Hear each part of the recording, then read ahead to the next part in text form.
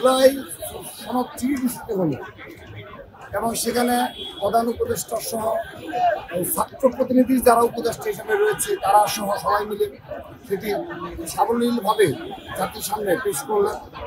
সেখানে তারা এই অনুপস্থিত, এটা খুবই রহস্যময় বিষয় এবং এটি আমার মনে হয় ছাত্র জনতা যারা গণঅভ্যুত্থানে অংশগ্রহণ করেছে তারা কেউ এটি ভালোভাবে তাদের নেয়। জাতীয় নির্বাচনের ক্ষেত্রে আমাদের একটি যেটি প্রত্যাশা সেটি হলো যে এখানে কোনো ষড়যন্ত্র এটি একটা বিষয় আমাদের প্রত্যাশা থাকবে।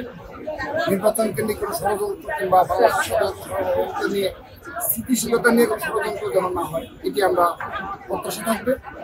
আর আমাদের আরেকটি তো স্বাভাবিকভাবে প্রত্যাশা রয়েছে যে যারা মানে তরুণ প্রজন্মের যারা প্রথম ভোটার হিসেবে ভোট দিবে স্বাভাবিকভাবে তাদের মধ্যে উচ্ছ্বাস বিরাজ করছে। স্বাভাবিকভাবেই সেই তারুণ্য প্রথম ভোট দিবে এবং সুষ্ঠু নির্বাচনে তারা সেই নির্বাচনে অংশগ্রহণ করবে। এটি তো স্বাভাবিকভাবে তাদের মধ্যে একটা উচ্ছ্বাস বিরাজ করছে। এটি আমাদের জাতীয় নির্বাচন নিয়ে কথা বলা। আর এনসিপির বিষয়ে যারা বলছেন যে কক্সবাজারে গিয়েছিলেন কিন্তু অবশ্যই এইগুলো মানে সরাসরি মানে ন্যাশনাল নিউজ হয়েছে এবং পুরো জাতীয় অবগত রয়েছে যে তারা কিন্তু দীর্ঘদিন যাবত জুলাই সনদ নিয়ে বারবার বলেছে যে জুলাই সনদ যেন 5 আগস্টের আগে জমা হয়।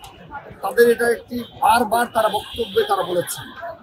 তাদের এমন কি হলো যে জুলাই সনদ চিঠিত হলো এবং সেখানে প্রধান উপদেষ্টা সহ ছাত্র প্রতিনিধি যারা উপদেষ্টা হিসেবে রয়েছে তারা সহ সবাই মিলে সেটি সাবলীলভাবে জাতির সামনে পেশ করলেন।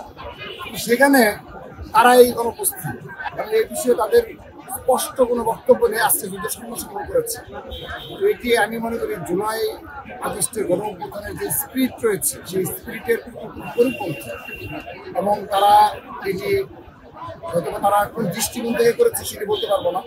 তারা কিন্তু জুলাই সনদটি তাদের সমাবেশে বক্তব্য রেখেছে জুলাই সনদ তারা চায় এবং প্রেস এবং আপনারা অবগত রয়েছেন যে সর্বশেষ 3 আগস্ট শহীদ মিনারে যে তারা যে সমাবেশ করলো সেই সমাবেশের দাবিও কিন্তু জুলাই সনদ নিয়ে সেই জুলাই সনদ চিঠিত হলো তারা অনুপস্থিত। এটা খুবই রহস্যময় বিষয় এবং এটি আমার মনে হয় ছাত্র জনতা যারা গণঅভ্যুত্থানে অংশগ্রহণ করেছে তারা কেউ এটি ভালোভাবে তাদের নেয়। ছাত্র শিবির এবং বাম সংগঠনগুলোর মাঝে আমরা যে মানে মুখোমুখি অবস্থান দেখেছি এটা আমরা লক্ষ্য করেছি। এখানে অবশ্যই ছাত্র শিবির যে ধরনের দৃষ্টতা দেখিয়েছে তারা যুদ্ধ অপরাধের দায়ে অভিযুক্ত এবং এটি কিন্তু 71 সালে পরবর্তী বাস্তবতা যারা তরুণ প্রজন্ম রয়েছে তারা অবগত রয়েছে। সেই বাস্তবতায় তারা তাদের ছবি টাঙিয়ে এই 5 আগস্টে জুলাই আগস্ট গণঅভ্যুত্থানকে বিজয় উল্লাসের দিনে তারা এই ধরনের কর্মকাণ্ড করতে পারে। এটি তারা কোন দৃষ্টিকোণ থেকে করেছে আমি এটি বলতে পারবো না, তবে এটি সম্ভবত ছাত্র সমাজ ভালোভাবে নেয়নি। কারণ যুদ্ধ অপরাধী ইস্যুটা কিন্তু একটি সেটেলড ইস্যু।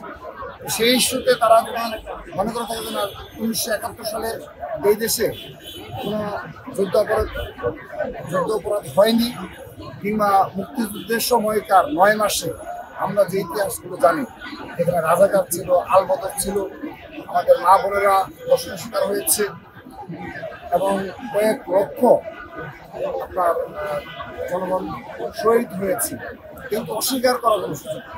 সেই বাস্তবতায় টিএসসিতে আপনি 5 আগস্টে জুলাই আগস্টে গণঅভ্যুত্থানের দিনে আপনি এই ধরনের একটি প্রদর্শনী আয়োজন করবেন এবং সেখানে এদের ছবি টাঙিয়ে পুরো প্রক্রিয়াকে বিতর্কিত করবেন, আমার মনে হয় এটি রাজনীতিভাবে তারা দূরদর্শিতা প্রমাণ দেয়নি।